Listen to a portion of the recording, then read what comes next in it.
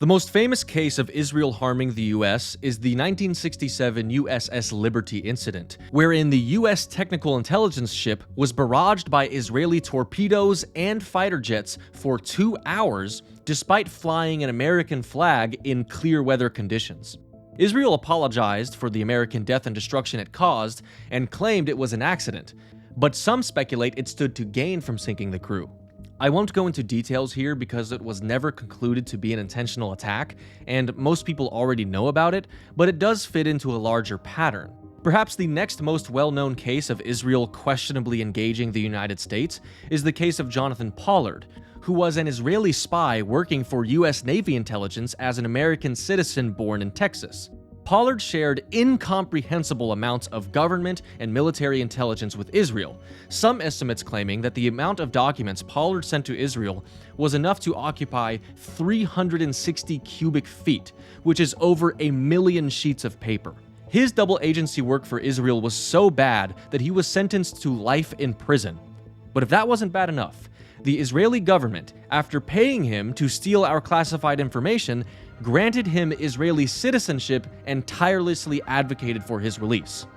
They eventually got their way when he was released in 2014 after serving 30 years of his life sentence, and is now considered by many, including Prime Minister Benjamin Netanyahu, to be a Jewish hero for his treachery.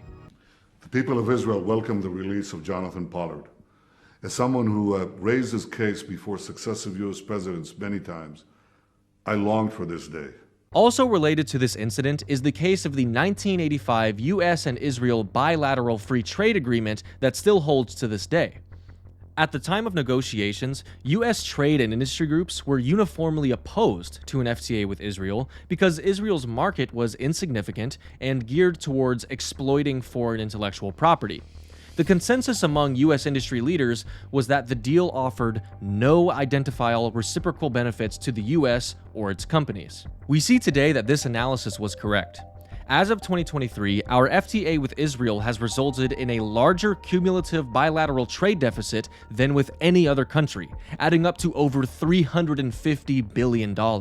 So if industry leaders in the US saw this coming at the time, why did it pass? It was discovered by the FBI that AIPAC illegally obtained classified documents containing US trade secrets and passed them to Israel, giving them an upper hand in negotiating and crafting the agreement before it was signed. Nearly $400 billion in trade deficit later, we see the effects. Speaking of AIPAC, in 2005, two members of AIPAC, Stephen Rosen, the director of foreign policy issues, and Keith Wiseman, a senior analyst, were accused of receiving highly classified information from Lawrence Franklin, a Pentagon analyst with access to sensitive US intelligence. After receiving the classified military intel from Franklin, the high-ranking AIPAC officials leaked it to the Washington Post with the aim of precipitating US military action against Iran. The two AIPAC officials avoided prison time on the grounds of not having criminal intentions, despite the 1917 Espionage Act not requiring criminal intent to enforce. AIPAC isn't the only US lobbying group to engage in this type of behavior. In 1993, the ADL was discovered infiltrating, spying on, and otherwise violating the privacy rights of a large number of pro-Palestinian and other activist groups that went against the Israeli agenda.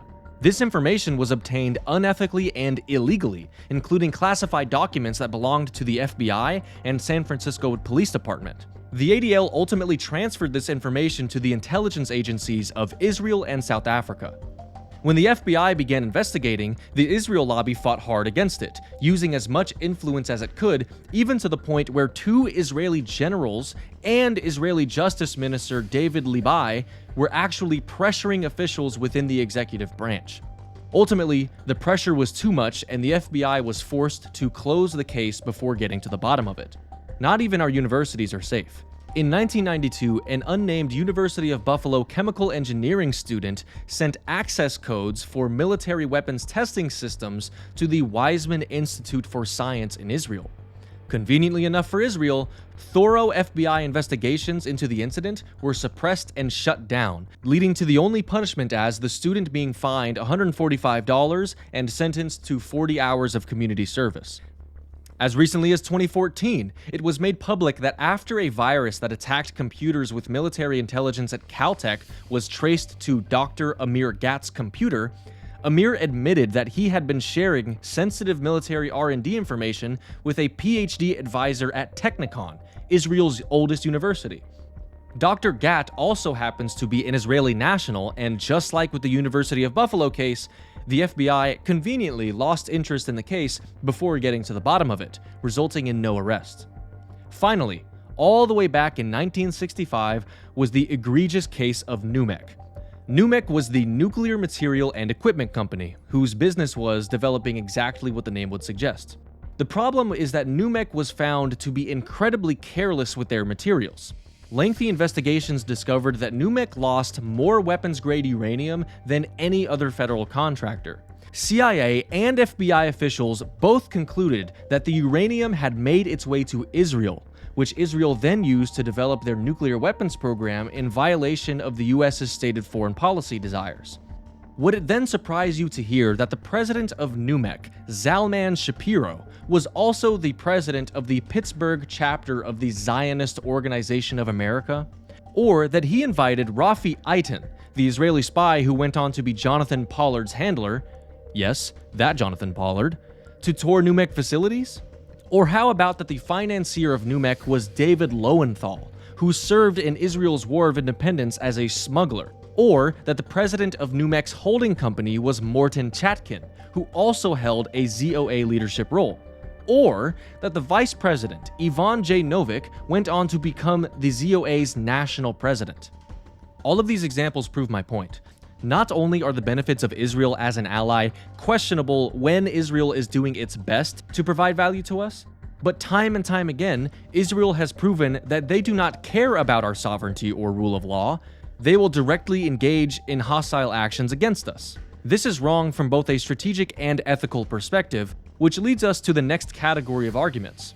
Now that we've concluded that our alliance with Israel doesn't make sense from a strategic perspective, what about the moral case?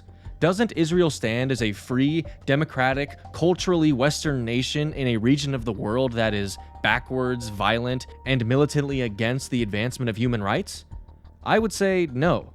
Not only does Israel engage in constant espionage and other subversive acts against us, it also does not serve as a moral example for the Arab region that many people think it does.